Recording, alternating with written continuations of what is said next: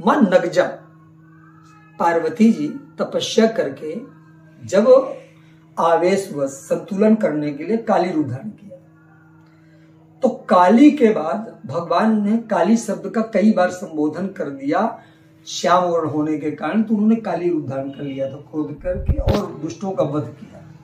उसके बाद उन्होंने महान तप किया और तप के प्रभाव से वो गौर वर्ण हो गई, तो उन्हें महागौरी कहा गया है।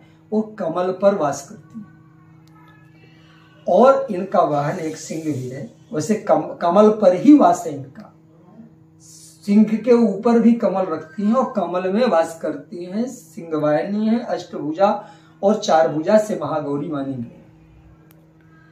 महागौरी हमें संसार की समस्त वैभव प्रदान करती है।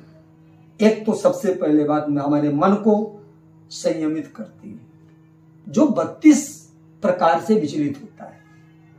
हमारे बुद्धि को, जो महातत्व कहा जाता है, जो सृजनात्मक और परमात्मा के आवागमन से मुक्त करता है, और जो अहंकार तत्व है, जो हमें मानव बनने नहीं देता, उस तत्व को संयमित करके हमें अपने श्री चरणों में करुणा रूपी अपने जल से सींच कर, कृपा से सींच कर हमें मानवता की शिक्षा देती है।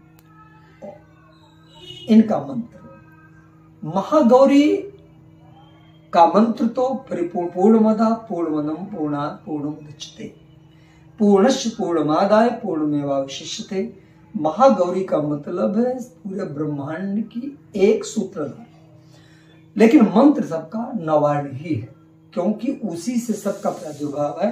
और मंत्र है इनका ओम ऐं ह्रीं क्लीं चामुंडायै विच्चे, ये मंत्र है। ये प्रादुर्भाव का रूप है और सृष्टि का परम रूप ब्रह्मांड करता है।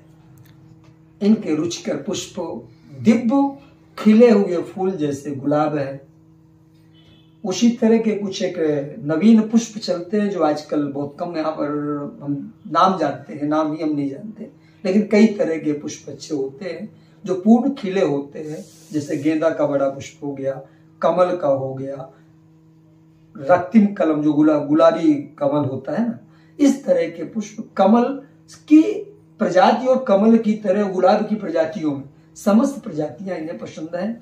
और साथ में अपराजिता और कनैल भगवान शिव को प्रसन्न होने के कारण मां भगवती महागौरी को कनैल, मदार, नीला और सफेद दोनों, और आपका धतूर दोनों तरह के, तीनों तरह के, काला, नीला और सफेद भगवती को बड़े प्रिय। भोग भगवती महागौरी को दिव्य भोग जो आपके घर में नित्य प्रति बनता हो, जैसा विधि विधान से कहा गया है।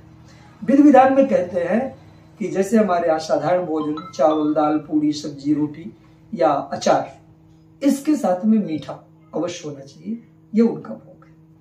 माँ की आराधना से ऐसा संसार में क्या है जो न मिलता हो। जैसे एक बार एक संत ने उत्तर दिया था कि कामतगिरी में क्या नहीं है, उसी तरह महागौरी में क्या नहीं है कि जो आपको नहीं मिल सकता।